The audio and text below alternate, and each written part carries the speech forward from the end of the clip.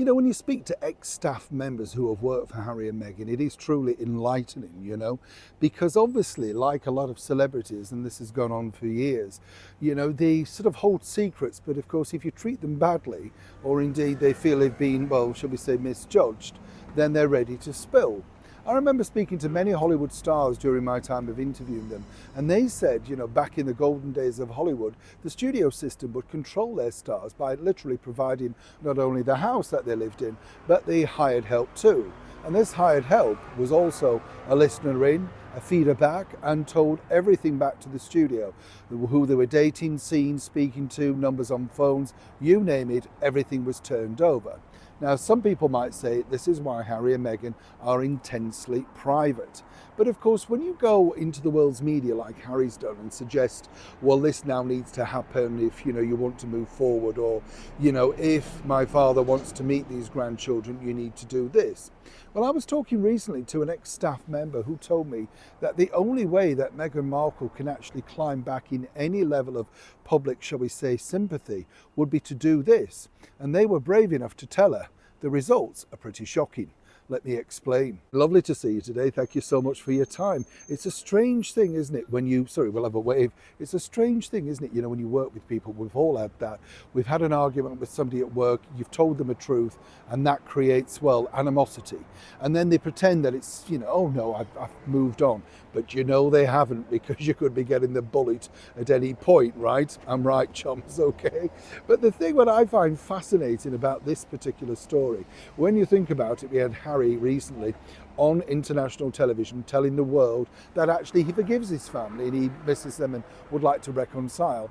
I firmly believe that Harry doesn't want to reconcile with everybody, because actually he thrives, in my opinion, on drama. This is the shtick, this is now what he's got. When you're sort of crying about the size of the bedroom of your elder brother or how many sausages he got against yours, and you put that in a book, it's pretty limiting, isn't it? To say the least, you know what I mean? I mean, why would you say something like that and put it in print? But he did. Now, here's where this gets interesting, because obviously he's stating this fact that, people should reach out and try and make amends, and whatever's gone on, he's fed up of fighting, all of that sort of stuff. Well, you see, the biggest problem that they have as a brand is that they're seen as cold-hearted and really, well, uncaring. Let's be blunt. And this is really all down to Meghan's treatment of her own family. I've mentioned on numerous occasions the absolute lie that that particular individual that she claims had to be disinvited to the wedding. Well, that's not true. Meghan knows that. Only seemingly the family member believed it.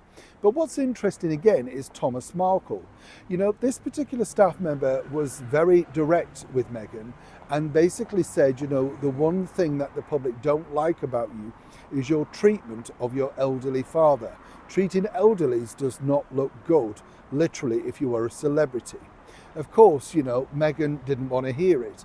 And there was, shall we put it politely, as ever allegedly, crossed words. A little later on, Prince Harry gets involved and explains to this particular individual how much he's upset Meghan. Again, allegedly. And this is because there's a deeper story attached to that particular element of the family. Now, one can only surmise, again, what Meghan's side of the version that has been told to Harry. But given the fact that Harry's never had the bottle or inclination to ring up Mr. Thomas Markle and say, let's have an informal meeting, perhaps I could patch up the differences between you and your daughter, as he's suggesting, and Meghan's suggesting, that could happen with the British monarchy. Why wouldn't you want to do that? People might have a more sympathetic nature to you, but seemingly the bigger story won't come out for now, right? Now, where I find this fascinating is, obviously, Thomas Markle is an open book. We know what he does. He appears on things and people pay him money. That's his prerogative. Why shouldn't he? He wants to get his version of events out. But clearly, Harry to sit there with the BBC and claim there are problems, but of course, I'm ready to forgive.